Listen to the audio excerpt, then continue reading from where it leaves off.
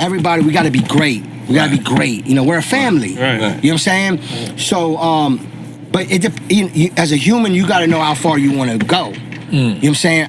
You know, I could be friends with Nori all my life, and I'm like, yo, Nori, you got to go harder. You know, this and that and that. Some people, you know, it's a decision you have to make. If you want to be here, let's go. Let's rock till the wheels fall off. It's not about if you winning. It's not. I know it takes time. I come from nothing, man. Like I didn't start overnight, but I know what it takes to get there.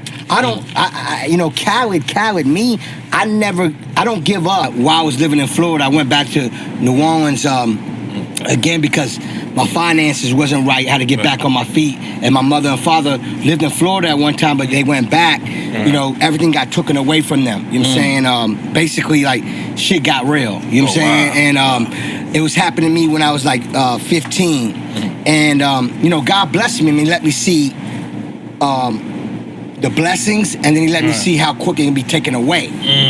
You know, at a young age. So that's what, you know, when you see a lot of me and a lot of my talk, that's just me, you know, my experiences of real life. You know, a lot of people don't, you know, like you said, you see my success now, but they don't realize Khaled not just a DJ and a producer, but also a music executive. You know what I'm saying? And somebody that played the background.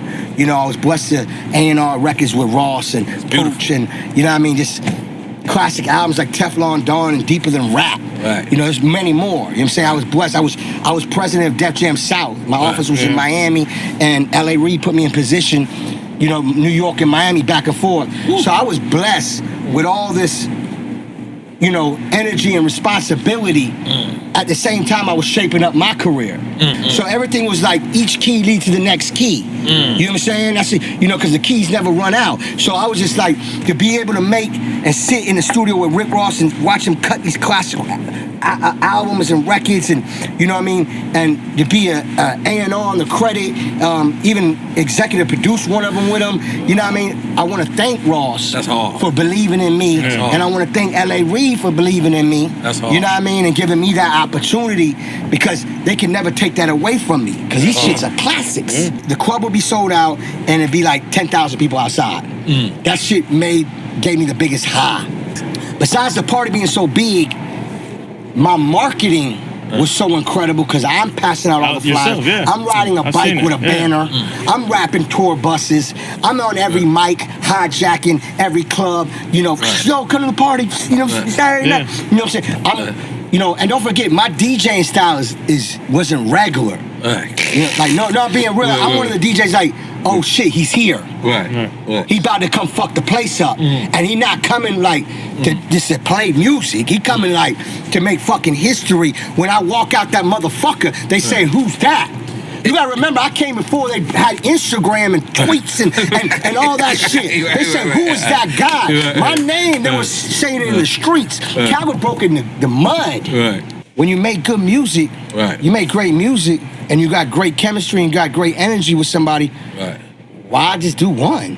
Let's keep going. And that's how I feel about every artist I work with.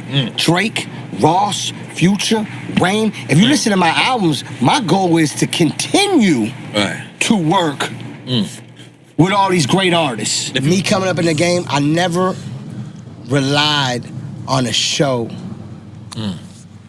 to pay my bills. Because God forbid something like this happen, you're in trouble. You know what I'm saying? So I never relied, that's why I always do so many things. It goes back to me saying, don't just do one thing. I feel like the pandemic, social media is more than anything right now, right? And always the big thing, because social media runs everything, basically. But more than ever now, correct? So what I'm saying is, content goes through social media, messages go through social media. You know, we hope everybody puts out positivity through social media.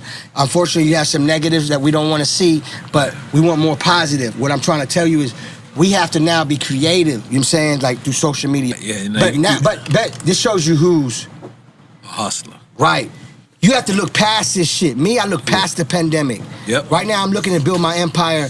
Right now, I'm at a place in my life where we're so blessed that I'd be crazy not to level up even more. That means I'd be just lazy. Right. I can't do that. I'm about to go to I'm a student of Jay-Z. Puff Daddy. That says a lot right there. Shout out to my brother Joe Crack.